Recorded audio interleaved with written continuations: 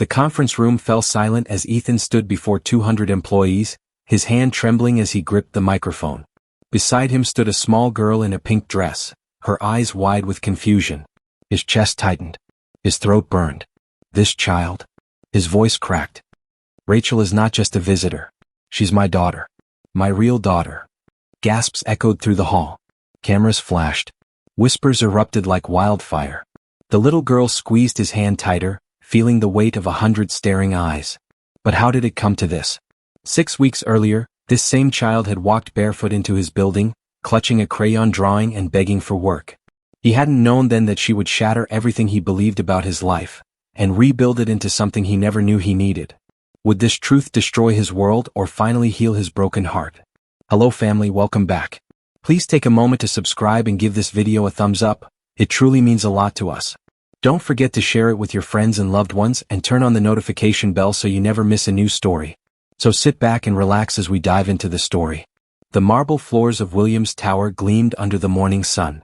Men in expensive suits rushed past reception desks, their phones pressed to their ears. The air smelled of leather briefcases and fresh coffee. Then the revolving door spun and everyone stopped. A tiny girl stepped inside. Her feet were bare and dusty. Her dress was torn at the hem.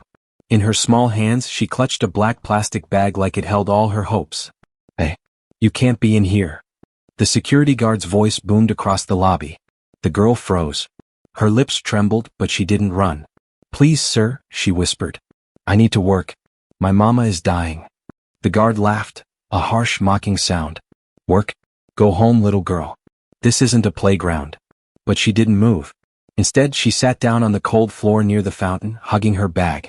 People walked past, some shaking their heads, others pretending not to see. 10 minutes passed. 20. Still she sat. That's when Grace, the boss's helper, noticed her. Grace had kind eyes and a soft voice. She knelt beside the child. Sweetheart, what's your name? Rachel, the girl said quietly. I'm 6. Why are you here, Rachel? Tears spilled down the girl's cheeks. My mama fainted again this morning.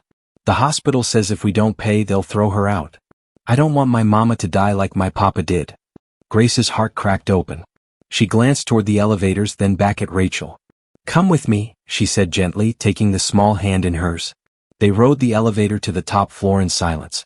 Rachel stared at the polished buttons, at the reflection of herself in the mirrored walls, dirty, small, out of place. When the doors opened, Grace led her down a long hallway lined with glass offices. At the end sat the biggest door of all. Grace knocked softly.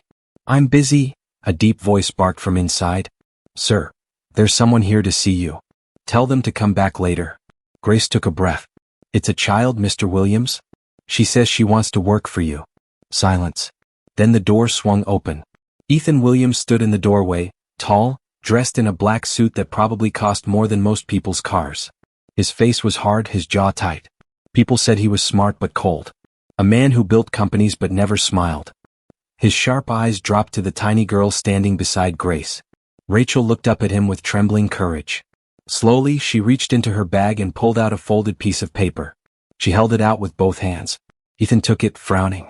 It was a drawing, made with crayons. A little girl handing a flower to a tall man. At the bottom, in shaky letters. Please let me work. I will clean your shoes. I will help. My mama is dying. Ethan stared at the paper for a long time. Something inside him shifted, something he thought had died years ago. He looked down at Rachel again. Her hair was messy. Her cheeks were smudged with dirt. But her eyes, they were pure. Honest. Brave. What's your name? He asked, his voice suddenly softer. Rachel, sir. And you want to work? Yes, sir. Please. I can sweep. I can carry things. Anything. Ethan's throat tightened. He crouched down so they were eye to eye. Then come with me, he said quietly, holding out his hand. Rachel stared at his hand for a moment, then placed her small, dusty fingers into his palm. Behind them, Grace pressed a hand to her chest, tears stinging her eyes. Something was beginning. Something neither of them could explain. But neither Ethan nor Rachel knew that this moment would uncover a truth that had been buried for 6 long years. Ethan's black car moved through the busy streets of Chicago. Rachel sat in the back seat, her legs dangling above the floor. She kept stealing glances at the man beside her, the famous rich man everyone feared. But today he didn't look scary. He looked human. He kept staring at her drawing, tracing the crayon marks with his finger. "Sir?" Rachel whispered. He looked at her. "Are you really going to help my mama?" "Yes," he said simply. "What's her name?" "Sarah. Sarah Bennett. She's my mama and my best friend." Ethan's chest tightened. He turned to look out the window, his jaw working. When they arrived at City Hospital, Ethan frowned. The building was old. Paint peeled from the walls. Nurses looked tired and stressed. Rachel jumped out of the car and ran ahead, her bare feet slapping against the ground. "Room 12? That's my mama's room." Ethan followed her inside. The hallway smelled of medicine and sadness. When they reached the room, Rachel pushed open the door and ran to the bed. A pale woman lay there, eyes closed. Her face was thin, her breathing shallow. "Mama." Rachel grabbed her hand. "I brought someone. He said he'll help." Sarah's eyes fluttered open. She looked confused, then worried. "Rachel, where did you go?" "I want to find a job, Mama. So you won't die like Papa." Tears filled Sarah's eyes. "Oh, baby." Ethan stepped forward. "Mrs. Bennett, my name is Ethan Williams. I'm Rachel's friend. I'd like to help." Before Sarah could respond, a nurse burst into the room. "You again?" she snapped at Rachel. "We told you." "How much is the bill?" Ethan interrupted, his voice sharp. The nurse froze. $30,000 for treatment. Another $10,000 for old bills." Ethan pulled out his phone. "Send me the bank details. Now, move her to a better room and call your best doctor. You have 5 minutes." The nurse's eyes went wide. Are you family?" Ethan looked at her coldly. "No.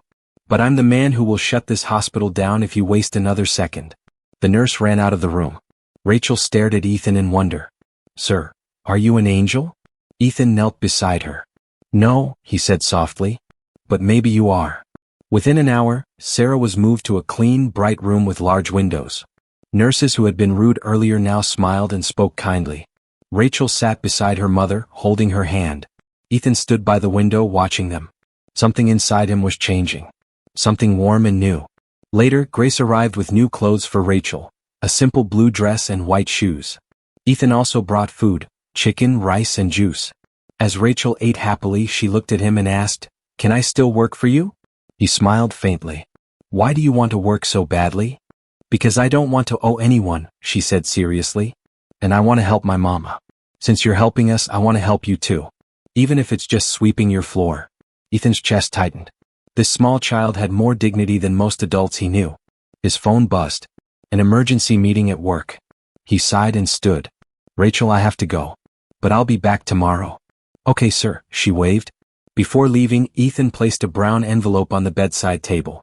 Inside was $100,000, enough for treatment and recovery. He didn't say a word. He just turned and walked away. As his car drove off, he stared out the window, thinking about the little girl who had somehow walked into his heart. But back at his office, someone else was watching. Someone who had loved Ethan for 5 long years, and was about to become very, very jealous. The next morning, the entire Williams Tower buzzed with whispers. Workers huddled in corners. Managers spoke in hushed tones. Everyone had one topic: the strange little girl. "Did you hear? The boss brought in some homeless kid yesterday." "Who is she? Maybe his niece?" "No way. They say she's just some poor girl begging for work." Laughter rippled through the break room. At exactly 9:30, the elevator doors opened. Every head turned. Rachel stepped out, but this time she wasn't barefoot. She wore the blue dress Grace had bought, and her hair was neatly braided with a small white ribbon. She still carried her plastic bag, but her eyes looked brighter. And beside her stood Ethan Williams himself, holding her hand. The lobby fell silent. Shoes stopped clicking. Papers froze in the air. Ethan stopped in the middle of the floor and spoke loudly enough for everyone to hear. "This is Rachel. She is my special helper.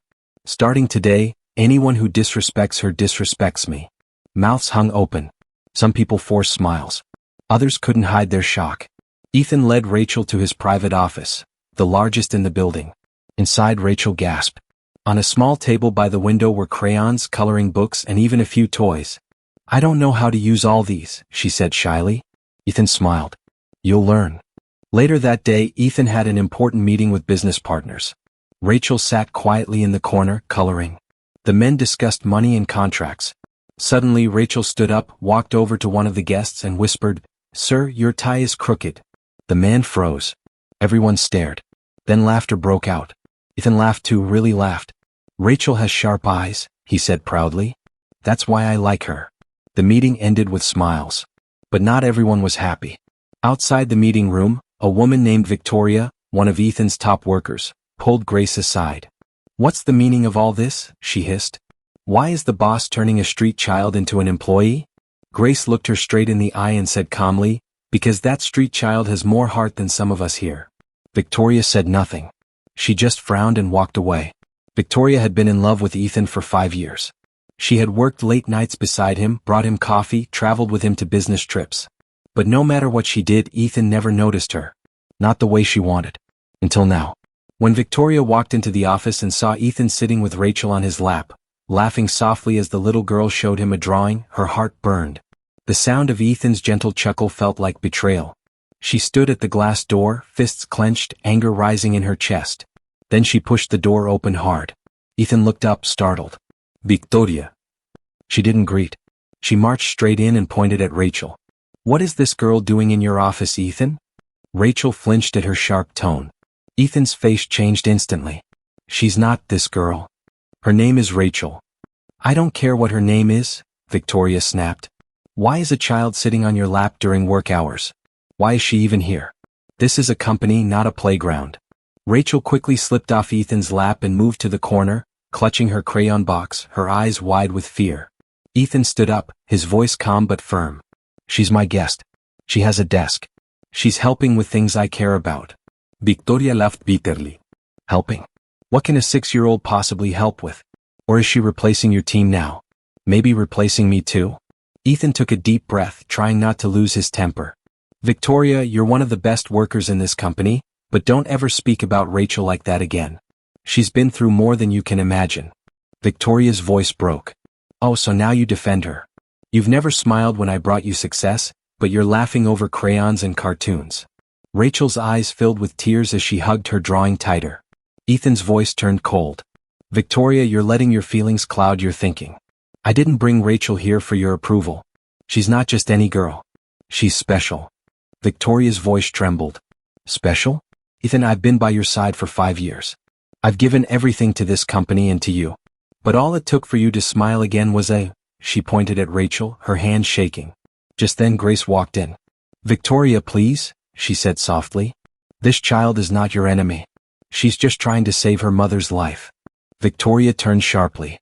Then maybe she should try a shelter, not a business company. That was it. Ethan's eyes went cold as ice. That's enough, he said firmly. If you ever speak about her like that again, you'll be leaving this company. Silence fell like thunder. Even Victoria froze.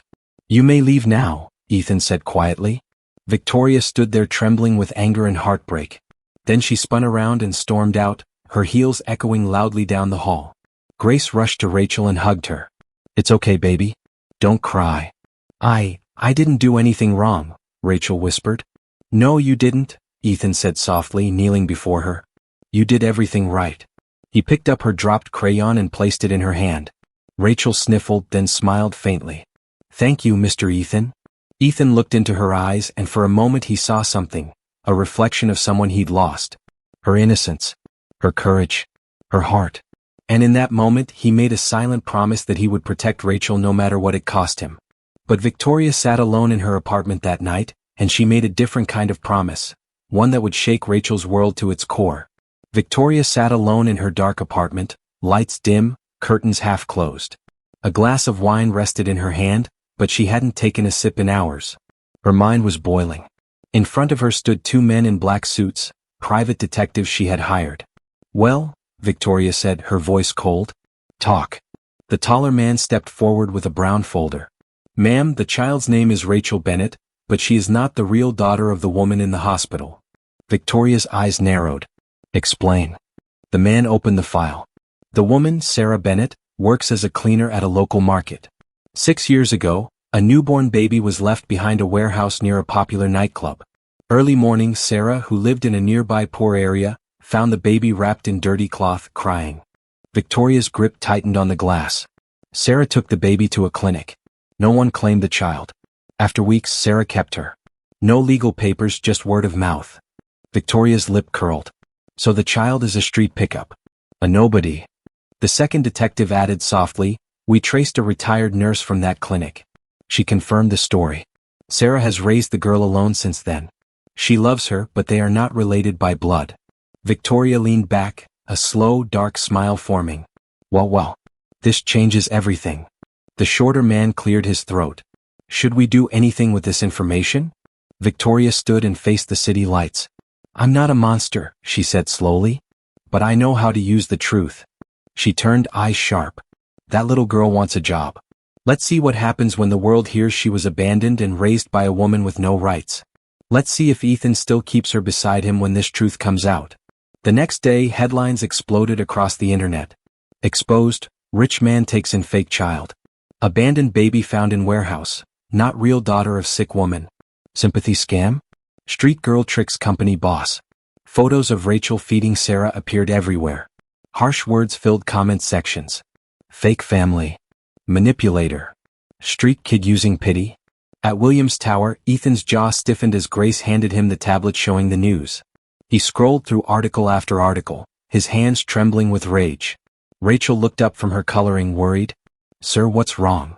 Ethan set the tablet down carefully, then looked at Grace. Who did this? Grace swallowed. I don't know, sir. Ethan stood, his voice steady but dangerous. Call my lawyer. Send security to the hospital. Quietly. No one will use this child's past to destroy her future. Not on my watch. Moments later, Ethan's door slammed open. His heart pounded like a drum. Staff felt the tension in the air. He marched straight to Victoria's office and kicked the door open. Victoria jumped, nearly spilling her coffee. Sir, what? Ethan moved to her desk, slammed the tablet down, and pointed at the headline. Did you do this? Victoria blinked, pretending to be shocked. What are you talking about? Don't play games with me, Ethan snapped. You sent people to dig up Rachel's past. You followed her. You took pictures. You leaked this. Victoria stood, arms folded. I didn't leak anything. I wanted the truth out. The company's reputation is at stake. Ethan's eyes blazed. You think I care about reputation more than a child's dignity? Victoria hissed. She's not even her real daughter, Ethan.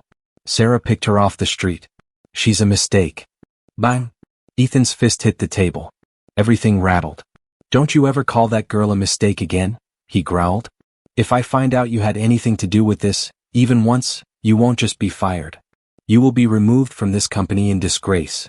Victoria stood speechless. She had never seen him like this. Ethan turned and stormed out, mind racing with anger and questions. One thing was clear now. He needed the full truth. It was already evening when Ethan drove out of the city alone. No security, no helper, just him and his thoughts. His heart was heavy, his mind restless. He needed answers.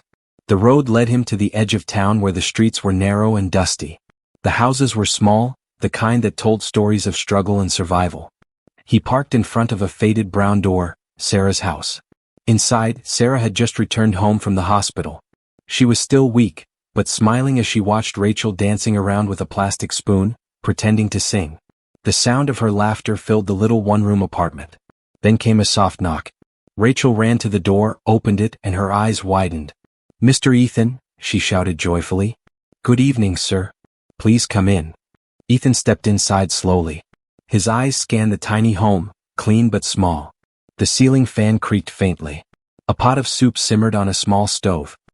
He smiled faintly and greeted Sarah, who tried to sit up. Please don't strain yourself, he said, taking a chair. I just need to ask you something and I want the truth. Sarah's heart skipped. She nodded nervously. Go ahead. Ethan looked at Rachel, then back at Sarah. His voice was calm but deep. Is she your real daughter? The question hung in the air like thunder. Sarah froze. Her fingers trembled. For a long moment, the room was silent except for the faint hum of the fan. Finally, Sarah spoke, her voice breaking softly. No, sir. She's not my blood. Ethan's chest tightened. Sarah looked down, tears glistening in her eyes. 6 years ago, I found her behind a warehouse wrapped in dirty cloth. She was barely a few hours old. There was a letter pinned to her blanket. Ethan leaned forward. A letter? What did it say? Sarah closed her eyes, remembering every word. It said, I am sick. I cannot raise her. I got pregnant from a one-night mistake at Royal Blue Club. I don't know the man. I never saw him again. Please, whoever finds her, raise her well. I have no means to care for her. Forgive me. A heartbroken mother. Ethan's body went still. Royal Blue Club. The name hit him like lightning. He remembered. Years ago. A night he had tried to forget. His friends had dragged him there after a tough business deal. He drank, then felt dizzy like something was wrong. His vision blurred. The next thing he knew, he had woken up beside a woman in a hotel room. He left before she even woke. Never saw her again. Never thought about it again. Until now. His breathing quickened. His mind raced. Could it be? He stood suddenly, almost knocking the chair over. I need to run a test, he said quickly. Sarah looked confused. A test? What kind of test? A DNA test, Ethan replied. I need to know. And that decision would change 3 lives forever. 2 days later, Ethan sat alone in his office, hands trembling as he held a sealed envelope. The walls felt smaller, the silence deafening. He tore it open, eyes scanning the words again and again. Paternity match, 99.98%. Ethan Williams is the biological father. His hands went cold. The paper slipped from his fingers. He covered his face, tears breaking free. My daughter, he whispered. All this time she wasn't just a child who needed help. She was mine. Tears rolled down his cheeks. His heart broke and healed at the same time. Without thinking twice, he grabbed his car keys and drove straight to Sarah's house. Rachel was outside playing with a small doll that Grace had bought her. She saw the car and jumped with joy. Mr. Ethan. But he didn't smile this time. He walked straight to her, knelt on the ground and took her tiny hands. His voice shook. Rachel. Yes, sir, she said softly. He looked into her eyes, those same eyes that had haunted him since the day they met. I'm not just your boss, he whispered. I'm your father. Rachel blinked. You're my daddy? Ethan nodded, tears spilling freely. Yes, my princess. I didn't know, but now I do, and I'll never leave you again. Rachel stared for a moment, then suddenly threw herself into his arms. My daddy, she cried, hugging him tightly. From the doorway, Sarah stood frozen, tears running down her face. Oh God, she whispered. Thank you. Ethan pulled Rachel close, his tears soaking her little shoulder. He held her as if the world could break apart and he'd still never let go. My baby, he whispered, stroking her soft hair. No wonder I felt this way about you. No wonder I smiled again. I didn't know why, but now I do. We're connected by blood. Rachel looked up, her eyes round with wonder. So you're really my daddy? Ethan nodded and smiled through his tears. Yes, Rachel. I'm your real father. She blinked, then smiled shyly. Does that mean I'm not a street girl anymore? Ethan chuckled softly, his heart swelling. You were never a street girl, my love. You're my princess. Sarah couldn't hold back anymore. She cried openly. All these years I never knew a day like this would come. I just couldn't let her die that night. I gave her the only love I had. Ethan stood, walked to her, and gently held her hand. You saved her. You raised her. You gave her a life. Now you are part of my family too. Sarah's lips trembled. Thank you, sir. Ethan wiped his tears. No, he said softly. Thank you. The sun had begun to set outside. A golden light filled the small room. For the first time in years, Ethan's heart was at peace. Not as a rich man, but as a father who had finally found what money could never buy. The next morning, Ethan called an emergency meeting at Williams Tower. All staff were required to attend. The large glass hall was packed. Managers, workers, cleaners, everyone was seated, waiting. Then the door opened. Ethan walked in, tall and calm, holding Rachel's tiny hand. The room fell silent instantly. Behind them stood Grace, smiling softly. Deep down, she already knew what was coming. Ethan walked to the front, took the microphone, and looked around the hall. His voice was firm but gentle. I called this meeting because I have something very important to say. The murmurs stopped completely. You could hear a pin drop. Ethan looked at Rachel beside him, then back at the crowd. You all met this little girl a few weeks ago, he began. She came into this building with nothing. No shoes, no money, just courage and a pure heart. Head slowly nodded. At first I thought I was helping her, Ethan continued, his voice softening. But now I realize she was sent to heal me. He paused, took a deep breath, and said the words that shocked the room. Rachel is not just a guest. She is my daughter. My real, biological child. Gasps filled the air. Some people covered their mouths. Others froze in disbelief. Grace's eyes widened, her hands trembling. No wonder, she whispered to herself, tears filling her eyes. No wonder they were so connected. Ethan smiled, proud and calm. For those who mocked her, whispered behind her back, or called her names, I hope you now understand. Her strength, her light, her kindness, they come from within. And I am proud to call her mine. The entire hall rose in applause. Tears rolled down Grace's cheeks. Even some of the men wiped their eyes secretly. But in the corner, Victoria sat still, frozen, speechless and ashamed. Her heart pounded painfully. She couldn't hide the guilt anymore. Later that afternoon, Victoria knocked softly on Ethan's office door. Rachel was sitting on his lap, learning to write her name. What do you want? Ethan asked coldly. Victoria swallowed hard and stepped closer. Sir, I came to say, I'm sorry. Ethan raised an eyebrow. Go on. I was blinded by jealousy, she confessed, her voice shaking. I let my feelings control me. I hurt an innocent child and judged her without knowing the truth. Please forgive me. Then, to everyone's shock, she knelt down. Turning to Rachel, she whispered, Rachel, I was very mean to you. I'm so sorry. You're a brave little girl. Please forgive me. Rachel looked at her, then turned to her father. Ethan gave a gentle nod. Rachel walked forward, placed her small arms around Victoria's neck and whispered, It's okay. I forgive you. Victoria broke down in tears. Can we be friends? She asked softly. Rachel smiled through her dimples. Yes. Thank you, Victoria sobbed. Ethan stood, his voice steady. Victoria, I'll accept your apology. But remember, kindness to the weak is the true test of strength. Victoria nodded, wiping her tears. But the biggest surprise was yet to come, one that would turn their little family into something even more beautiful. That evening, Ethan made another move, one that melted hearts. He handed Sarah a set of keys. This is your new home, he said. Sarah blinked in disbelief. A house, she stammered. Yes, Ethan smiled. A beautiful one near my estate. You deserve peace. He wasn't done. And I've given you a job at our foundation. You'll help manage the child care program. Sarah's mouth dropped open, tears filling her eyes. You're giving me a house and a job? You're family now, Ethan said warmly. And family takes care of each other. Sarah cried openly, her voice trembling. God bless you, sir. I don't know how to thank you. Behind them, Rachel ran through the new house, laughing and jumping. Mama, I have my own room with flowers and curtains. Ethan laughed as she ran back and hugged him tightly. Daddy, can Mama stay with us? Ethan smiled and touched her cheek. Of course, my princess. Mama can stay here as long as she wants, and you can visit her anytime. Rachel grinned widely and hugged him tighter. I love you, Daddy. I love you more, my princess.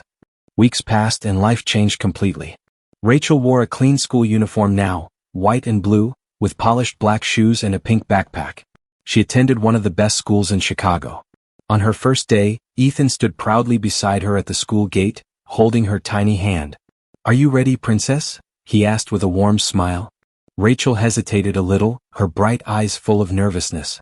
What if the other children don't like me? Ethan knelt to her level, gently lifted her chin and smiled. They'll love you. And even if they don't, remember this. You are my daughter and I love you so much. Rachel smiled shyly. Okay, Daddy. He kissed her forehead. Now go shine, my princess. At home, Sarah's life had also changed. She now worked at the Williams Foundation, wearing smart dresses and speaking confidently in meetings. Her job was to manage a new program, helping abandoned children like Rachel once was. Every evening, she thanked God for how far he had brought her. One Saturday evening, as they sat together for dinner, Rachel noticed something. Daddy, she said innocently, you smile more when Mama is around. Ethan chuckled. Is that so? Yes, Rachel nodded seriously. And Mama smiles more when Daddy talks. Sarah covered her face shy. Rachel, she whispered, trying not to laugh. Ethan smiled gently, eyes full of warmth. Well, I guess your little eyes see everything. Over the months, something beautiful grew between Ethan and Sarah. They started having breakfast together, planning foundation projects and picking Rachel up from school. Rachel loved every moment. Sometimes she'd purposely run between them, holding both their hands together as they walked. One evening, Ethan called Rachel into his study. She skipped in happily. Daddy, what are you doing? Planning something special, he said with a smile. For who? For your mama. Rachel gasped, her eyes wide with excitement. Are you going to buy her a car? Ethan laughed. Even better. Something smaller, but with a bigger meaning. Rachel tilted her head. What's that? A ring. Her little mouth fell open. You mean you want to marry Mama? Yes, princess. Yay. She screamed, clapping. Can I help? Ethan smiled. You'll do more than help. You'll be the one to give her the ring. A week later, Ethan prepared a small dinner at home, just the three of them. Candles lit the dining table. Soft music played in the background. Rachel wore a white dress, giggling as she hid something behind her back. After dinner, Ethan stood up and took Sarah's hand. Sarah, he began. The day you walked into my life, everything changed. You gave me back my daughter, my smile, and my peace. Tears filled Sarah's eyes. Ethan. He smiled and nodded to Rachel. Rachel came forward shyly, holding a small red box. Mama, she said softly. Daddy says love means family and you're ours. Sarah covered her mouth as Ethan took the box from Rachel, knelt down and opened it. Inside was a sparkling diamond ring that shone brighter than the candles around them. Sarah, Ethan said, his voice full of emotion. You're the most selfless woman I've ever met. Will you marry me? Sarah gasped, tears falling freely. Rachel jumped beside her, shouting, Say yes, Mama. Say yes. Sarah laughed through her tears and whispered, Yes. Yes, I will. Ethan slipped the ring onto her finger, then pulled her into his arms. Rachel hugged them both tightly. Now we're at. Retry. Continue. Real family, she said happily. Ethan smiled through his tears. We always were, my princess. We always were. The three of them stood together in the warm light, holding each other. Outside, the stars glowed softly, witnesses to a love story that began with a child's courage and ended with a family's forever. 3 months later. The morning sun streamed through the windows of their new home, a beautiful house with a garden where Rachel played every afternoon. Today was special. Very special. Rachel stood in front of the mirror in a flowing white dress with flowers in her hair. Sarah helped adjust the small crown on her head.